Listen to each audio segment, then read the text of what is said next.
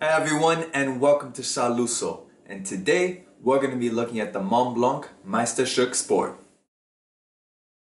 While Montblanc may have been founded in 1906, they didn't actually start making watches until 1997. And this 2004 Montblanc Meisterstuck Sport is one of the earliest examples of their foray into watchmaking. The model itself was launched in 2000 as a 38mm stainless steel dive watch with a black and white color scheme designed to evoke the aesthetics of their pens that they're so famously known for. And overall, it's a very unique look. It doesn't particularly ape a Submariner or a Seamaster of the time. Instead, it creates its own niche and its own identity that when you look at it, it's distinctly a Montblanc. This is in part down to the stylized numerals and the deep gloss black dial that reminds you of the style they use with their pens. And then the satin finish on the bracelet and case gives it a utilitarian aspect that makes this a versatile watch that you could wear as much to the office as you could on a weekend to go out or to go to the beach. At 38mm, it's surprisingly understated for a product of the 2000s, and at 11mm thick, it's not too thick to fit under a shirt cuff. The bracelet is comfortable and secure, and you've actually got a double deployant clasp to make sure that it stays closed. These normally are a little bit difficult for me to open, but the upshot is that with a double deployant like that, it also means it's not as prone to desk diving. And you probably would be desk diving because with a thickness of 11mm, it'll slip under a shirt cuff easily. And with those long lugs curving down dramatically, it allows it to hug the wrist for maximum comfort. With this model being released 7 years before Montblanc ended up purchasing Minerva, Montblanc wasn't in a position to create a complex movement, so they ended up using an off-the-shelf quartz movement, which may not be as exotic as one would hope, but it also means it's very low maintenance. The owner of this watch in particular has only even had to replace the battery once in the last 15 years. And unscrewing the crown to this 200-meter water-resistant dive watch allows you to hack the seconds and set it precisely, as well as quick setting the date if need be as well. And this isn't just a dainty fashion accessory dive watch. It's actually tested its water resistance throughout its lifespan, as its owner has taken it jet skiing and swimming several times and hasn't made any effort to particularly baby it or take care of it. And he's never had any issues with water coming into the case, so it's a testament to the quality of it. The bezel action is chunky but confidence inspiring. It gives you an idea of the ruggedness of this watch. And it is only a unidirectional bezel, so it is actually compliant with the ISO standards for a dive watch.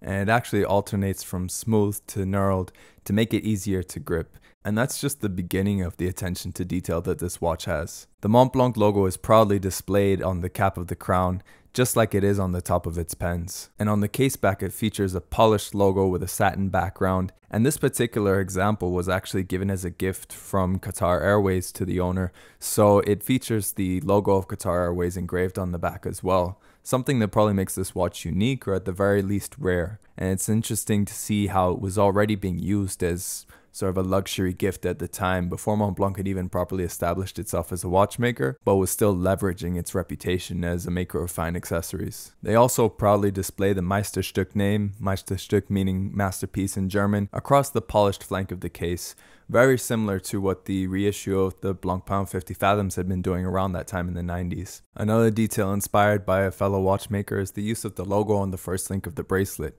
Very similar to what Ulysse Nardin has been doing with its bracelet links as well.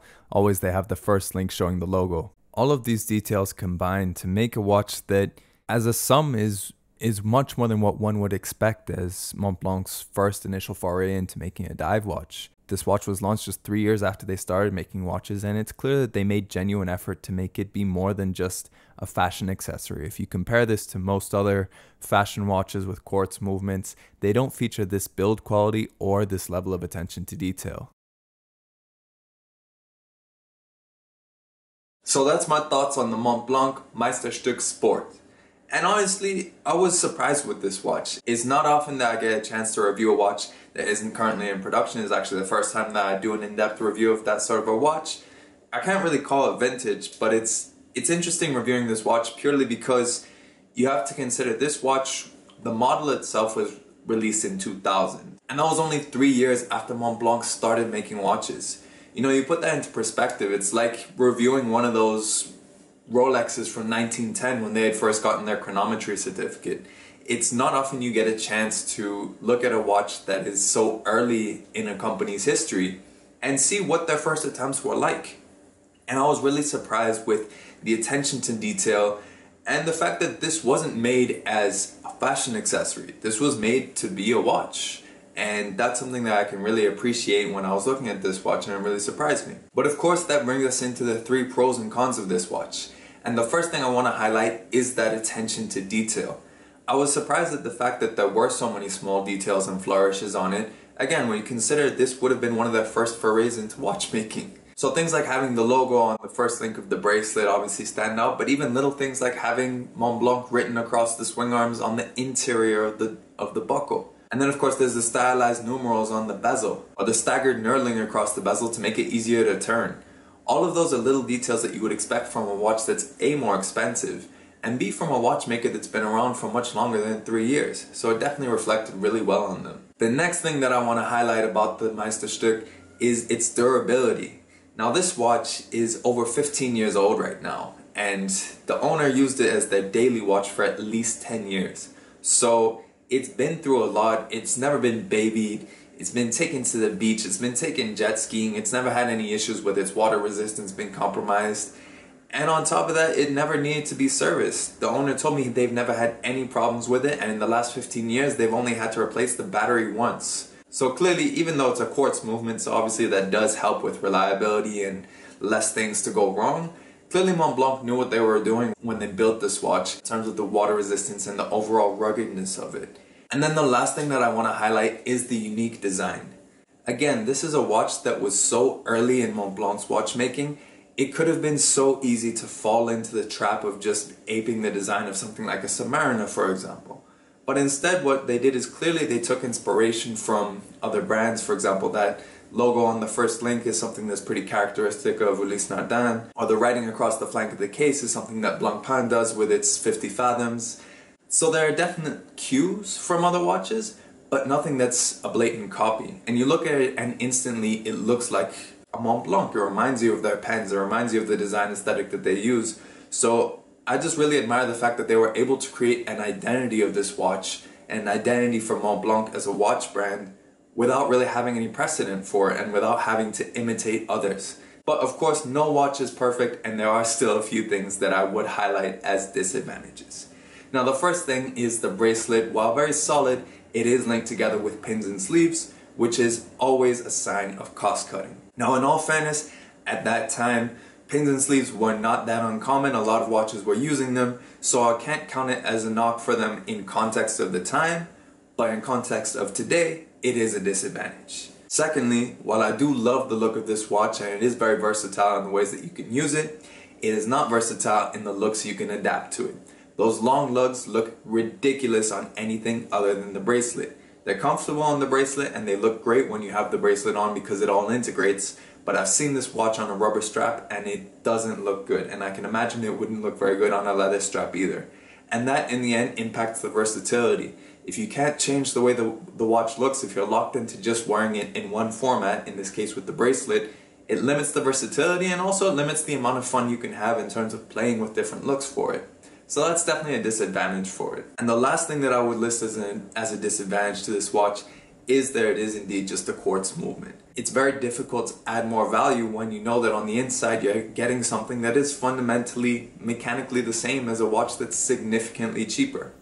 And you need to consider this watch was available with an automatic as well. So what that tells me is that obviously at this point in Montblanc's history, they were still sort of hedging their bets on should we be a serious watch company or maybe just make it a fashion accessory. Fashion brands that make watches, they all use quartz movements because they're cheaper, they're higher margins. It means they don't have to compete as much with the big boys, so it means they just have to sell the design at the end of the day. Now, that being said, in 2007, Montblanc bought Minerva, and lately they've been churning out a lot more mechanical watches and really focusing on their watchmaking aspect of their brand and giving an identity to Montblanc watches as a brand in itself. So I know that that's something they've addressed since this model, but it is something that I still need to highlight relative to this model.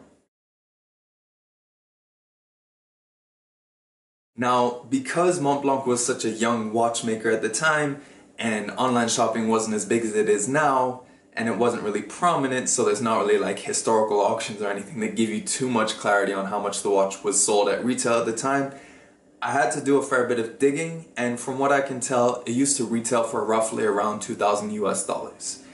And comparing that to what it's worth now, again, it's not the most common watch, so you don't see too many listings of it, but the price range that I've seen of listings for it secondhand range from about 750 US dollars up to about 1,500.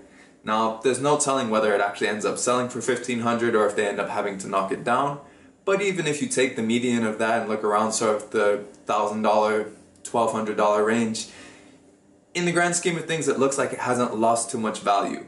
And if you compare that to current quartz luxury watches, you know, things like Longines, maybe some high-end Tissot's or Hamiltons, it does play quite nicely with those in the sense that it does have a lot of attention to detail and a unique look that does make it a challenger for those. So if you can get one for maybe the lower end of that price spectrum, around the $700 or $800 range, then you definitely do have a good watch on your hands for the money you're paying. In any case, it's a great watch, and like I said, it was great to be able to actually look into a watch that takes place so early in the history of a watchmaker. Often when we think of, you know, a company's watches made in its first 5 years, we're thinking of watches that are over 100 years old. So that was a really interesting experience. But let me know in the comments below what you think of this watch. Let me know what you think of Montblanc watches now, especially knowing the context of where they began and the fact that they're still such a young company. And of course, if you like the video, please do like it and share it.